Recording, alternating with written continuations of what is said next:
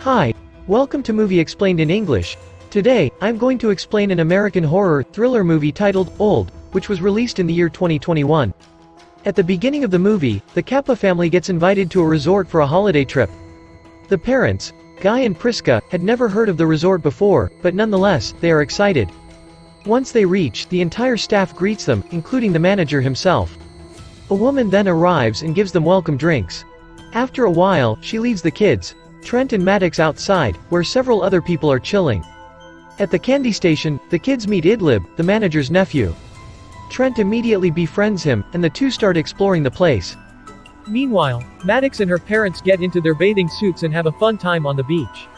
At first glance, it appears as if the family is about to have the time of their lives.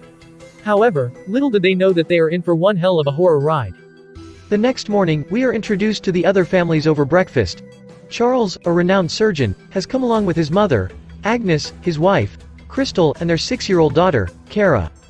Then there is the Carmichael couple consisting of Jaron and Patricia. The latter is suffering from epilepsy, which often causes her to have seizures. Even today at breakfast, she experiences a violent seizure, but luckily, the surgeon, Charles, helps her up. Meanwhile, the resort manager approaches the Kappa family and tells them about a beautiful beach that lies just 5 kilometers from here. He also mentions that he has already arranged a vehicle and other essentials for their trip. Guy and Priska are perplexed on why they are being treated like royalty. Nonetheless, they agree. Shortly after, the family boards the bus and gets ready for their trip. To their dismay, Chris and his family also join in, making the trip not so exclusive. After a while, they drive past a gate that clearly says, "Off limits." None of the guests notice it, as they are too caught up in their own activities. Once they reach the end of the road, the driver drops them off and points them in the direction of the beach. He doesn't even bother to escort them there, or carry their belongings. Before leaving, he mentions that he will pick them up at 5 p.m. In the next scene, the group continues walking through the forest, and into a narrow cavern. From there, they eventually arrive at the beach. It is an absolutely stunning place, just like the resort manager had promised.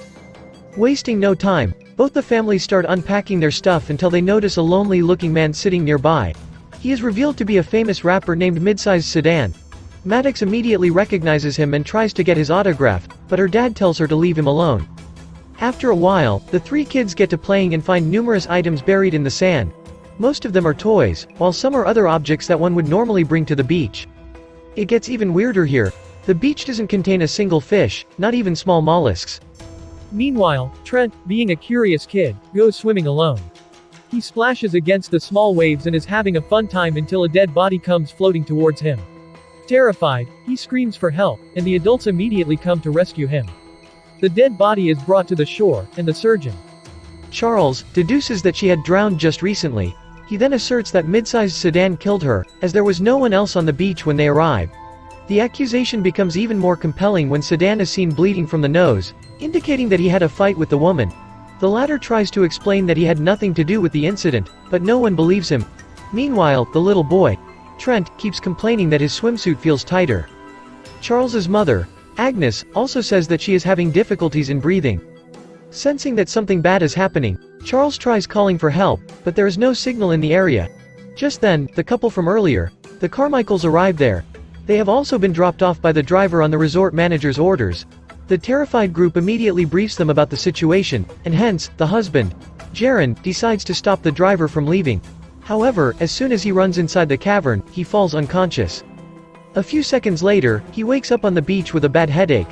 Everyone is confused by what just happened, but before they could investigate it, they learn that Agnes has stopped breathing.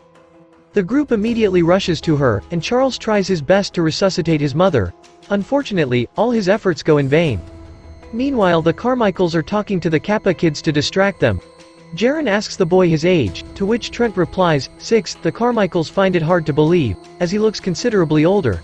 Just then, Priska arrives at the scene and gets stunned to see her children. Miraculously, they have aged by a few years, making them impossible to recognize. seeing the chaos unfolding around him, Sedan makes a run for it, and Charles chases after him.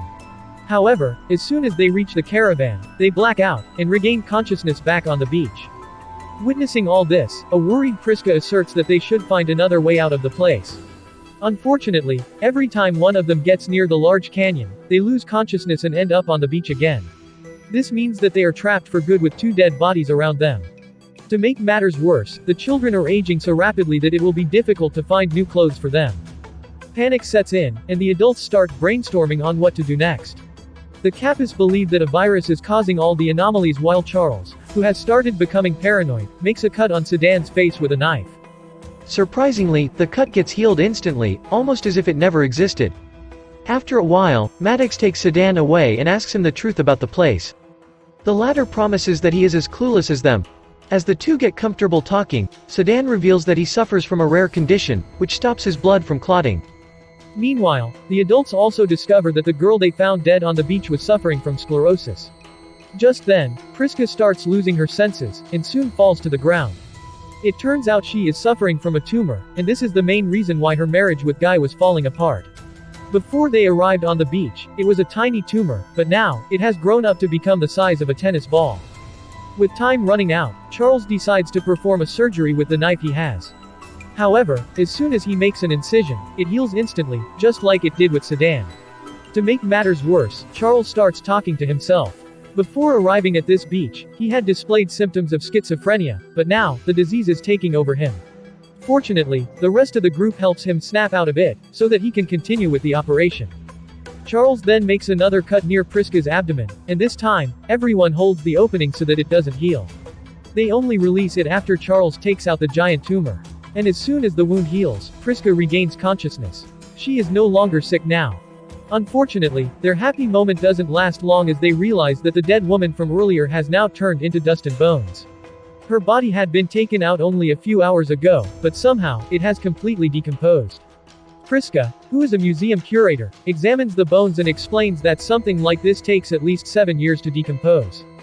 This is when the group finally realizes that time is moving faster on this beach.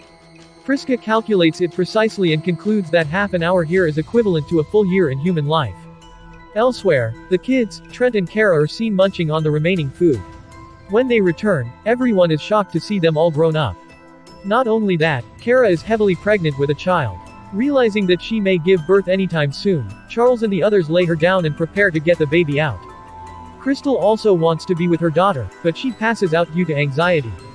When she wakes up, she finds out that Kara has given birth to a baby, but it is now dead.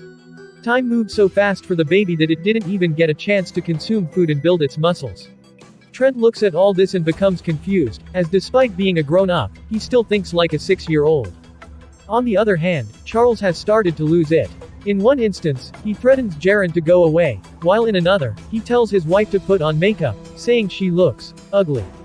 Charles eventually crosses the limit when he grabs Sedan and repeatedly stabs him with a knife.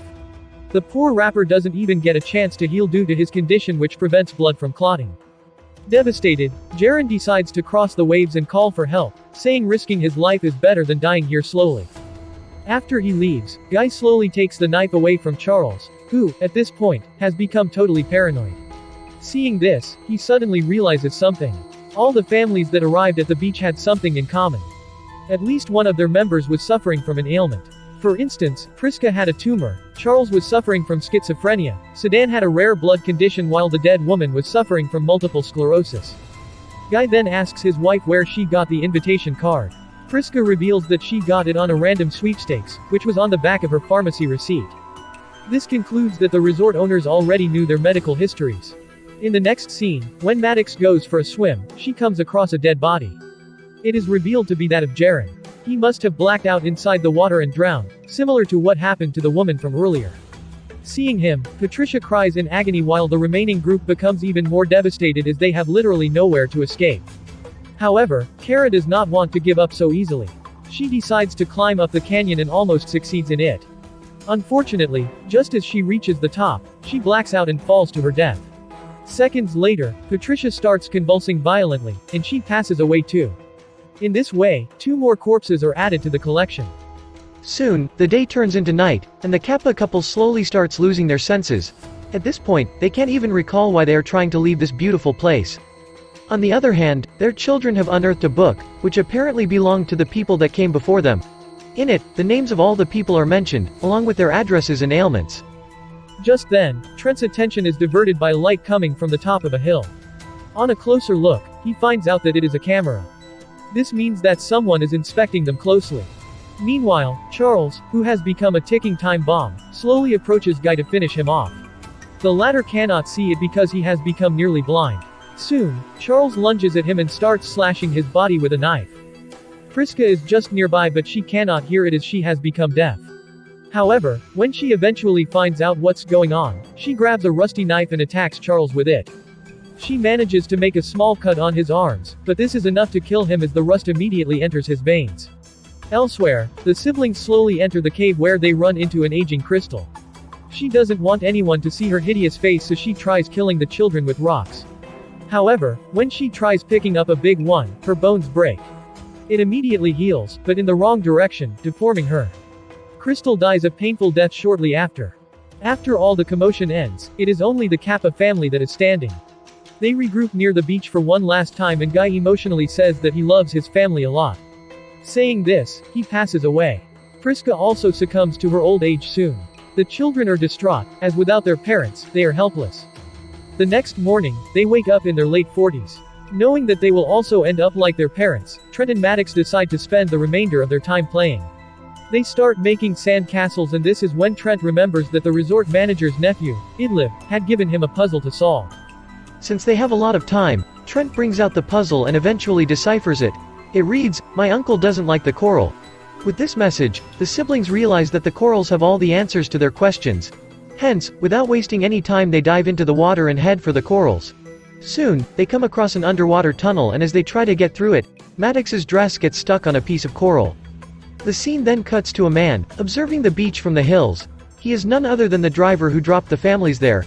After confirming that everyone is dead, he calls his boss and briefs him about the situation. Then, he packs his belongings and leaves. Following this, we are taken to a lab where several prominent scientists are researching different medicines. The resort manager is also there, and he tells everyone that Trial 73 feet is over. He also reminds them that because of this beach, they have been able to save millions of lives using their medicines. Here, we get to know that the resort is actually a sham for a medicine company. They use the beach to conduct clinical trials on sick people, so that they can get the results in a matter of minutes, as opposed to years. The welcome drinks that they provide to their guests are actually mixed with trial medicines for their particular illnesses. Elsewhere, we see the Kappa siblings, who have somehow managed to survive the deadly waves. They are now back in the resort, with the notebook they found on the beach. Soon, they find a police officer, who is also on holiday, and tell him everything that happened. To make him understand, the siblings even hand him the notebook which has the list of all the missing people. The cop makes some calls and concludes that the people are actually missing. In the final scene, the medical lab is busted and all the scientists are taken into custody. As for the Kappa siblings, they are escorted home in a chopper. That's my explanation for the movie, Old. So what do you guys think about the movie? Write in the comment. Subscribe for more videos like this, turn on the notification and leave a like to help the channel out. Thank you for watching.